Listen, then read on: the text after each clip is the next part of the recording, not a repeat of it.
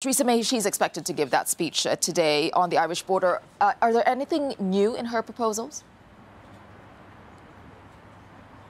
Good morning, Tessa. Well, Theresa May is on this two-day visit to Northern Ireland, and it is sort of a two-part visit in its focus. One is on the Brexit deal, and the other as well is on the political deadlock in Northern Ireland. They haven't had a devolved assembly sitting there since January of last year, and she needs to get that back underway in order to help her with her Brexit plans. Now, in a speech she's going to be making in Belfast this morning, she is going to be trying to sell the merits of her Brexit plan, saying it can work for Northern Ireland, and saying to the EU that there can't be any kind of staying in the customs union for Northern Ireland as they had previously suggested. There can't be any kind of difference to the rest of the United Kingdom. Theresa May will also be going on to meet with locals, local businesses and politicians to try to talk about her plans after much criticism that she hadn't actually been to Northern Ireland and to see the border since triggering Article 50 to leave the EU some 18 months ago now.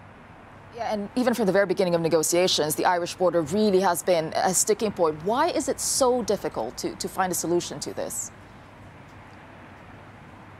It has been an incredible sticking point, and you have to look at it really in the round. First of all, the actual border itself. It's 300 miles long. It will be the only border between the EU and the UK, but it has some 270 crossing points. That's more than the entire eastern flank of the EU. And if the UK leaves the single market and customs union in the hard or no-deal Brexit scenario, you then have to have some kind of customs arrangement there. But you also have to look at the history of this part of the world. Now, during the Irish Troubles, this was a heavily militarized border. Only certain crossings were open. And under the Good Friday Agreement, which brought peace to Northern Ireland some 20 years ago, part of that was to take all that away, allow the free movement of people and goods across the border. And no one in either of those two countries wants to return to those dark days. And just on a practical level, aside from all that historical connotation of it, it would be so difficult. No one can seem to find a technical solution for being able to have customs arrangements at all of those crossing points.